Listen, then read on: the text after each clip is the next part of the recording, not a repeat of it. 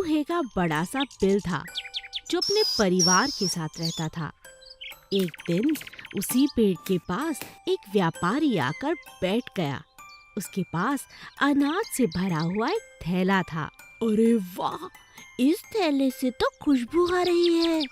जरूर कुछ बहुत अच्छा खाने को होगा। चलो चलकर देखता हूँ। चूहा चुपके से उस थैले के पास गया और अपने नुकीले दांतों से उसे काटने लगा। जैसे ही उस थैले में छेद हुआ, व्यापारी खड़ा हो गया और चलता बना। उस थैले के छेद से अनाज के दाने गिरते रहे और चूहा उन्हें मजे से खाता रहा।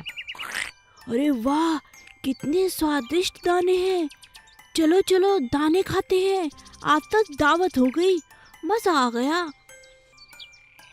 दाने थैले से गिरते रहे और चूहे उन्हीं दानों को खाते रहे। जब तक व्यापारी जंगल से बाहर निकला, उसका थैला खाली हो चुका था। अरे यह क्या, मेरे सारे दाने कहाँ गए? उसने जब पीछे मुड़कर देखा तो उसे कुछ नजर नहीं आया।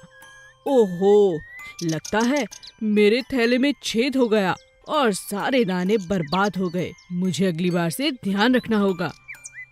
और इसी तरह अगले दिन जब व्यापारी दोबारा अनाज लेकर उसी पेड़ के नीचे बैठा तो चूहे ने पूरा फायदा उठाया।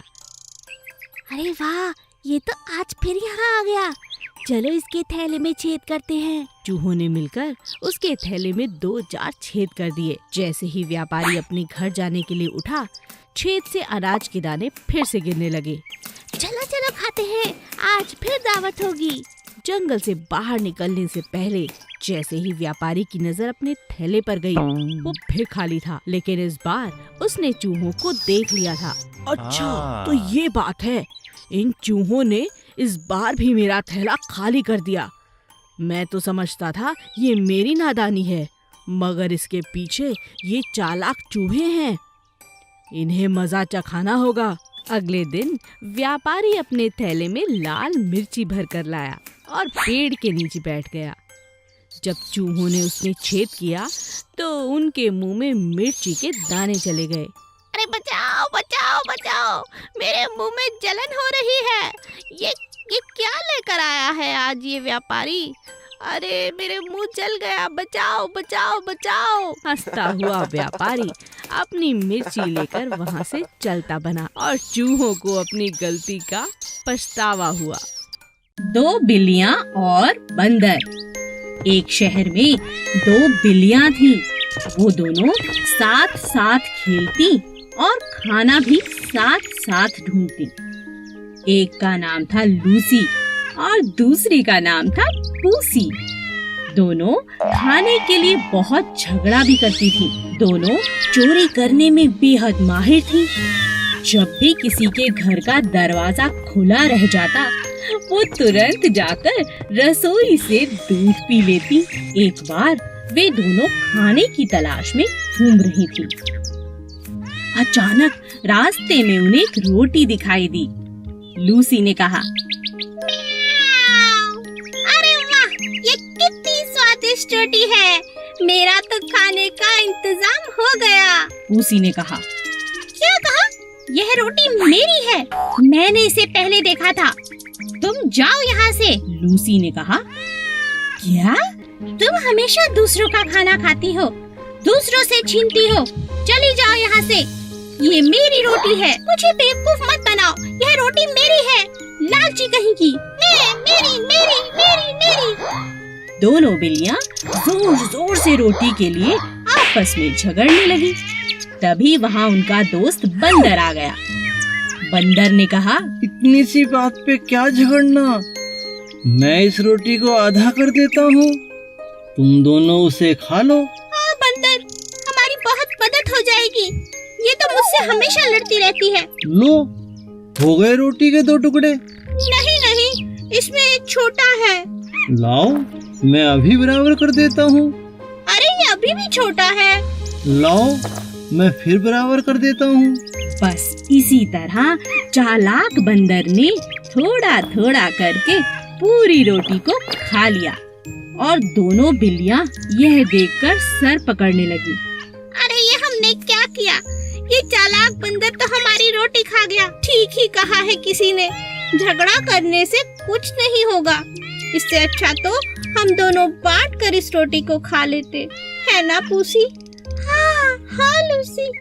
एक गांव में राजू नाम का लड़का रहता था। वो रंग बिरंगी सुंदर सुंदर टोपियां बनाया करता था और उन्हें बाजार में जाकर बेच देता था।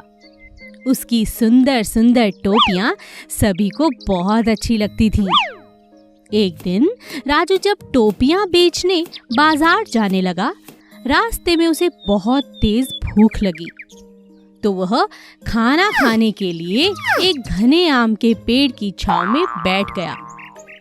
बड़ी तेज धूप है, क्यों ना थोड़ी देर इस पेड़ के नीचे बैठकर आराम कर लेता हूँ और खाना भी खा लेता हूँ।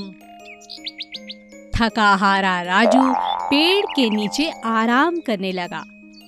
उसी घने पेड़ के ऊपर बहुत सारे बंदरों की टोली थी जो बहुत शैतान थे। जब बंदरों ने देखा राजू टोपी वाले की आंख लग गई है और वह सो गया है, तभी सारे शैतान बंदर पेड़ से नीचे उतरकर टोपियों के साथ खेलने लगे। बेचारा राजू इस बात से अनजान था और आराम से सो रहा था। तभी वहां से एक और व्यापारी निकला जो कपड़े बेचता था। वह बंदरों को देखकर समझ गया कि जरूर दाल में कुछ काला है।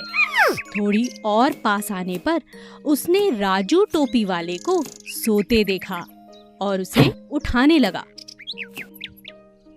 अरे ओ टोपी वाले भैया, जल्दी उठो, देखो बंदर तुम्हारी सारी टोपियां ले जा रहे हैं, जल्दी उठो जल्दी उठो।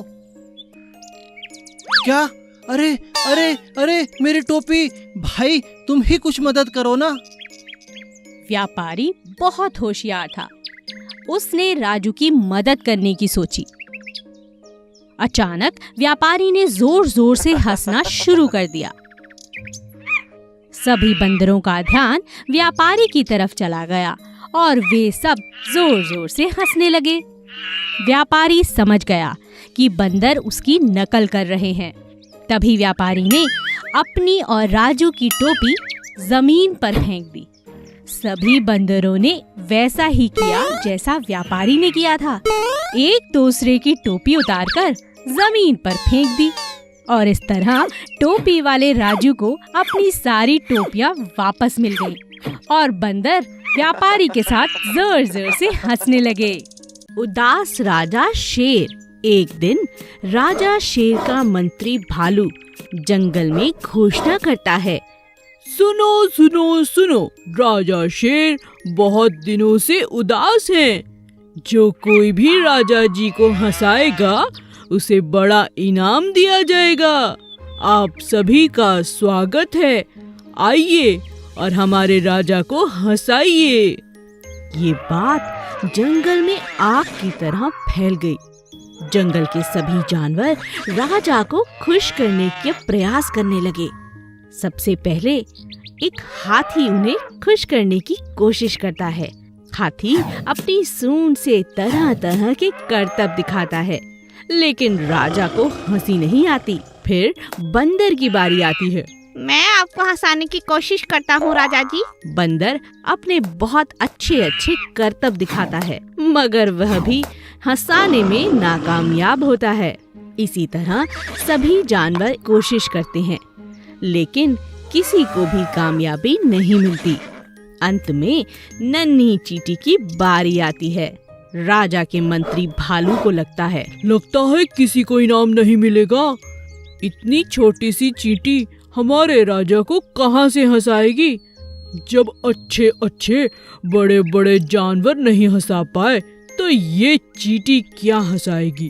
तभी चींटी गुस्से में लाल होकर राजा के नजदीक आती है और कहती है, देखिए राजा जी, बहुत हो चुका, मैं आ रही हूँ आपके पेट पर गुदगुदी करने। आपको तो फिर हंसना ही होगा।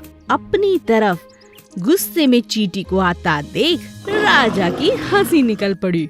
हो, ओहो हो। राजा को हंसता देख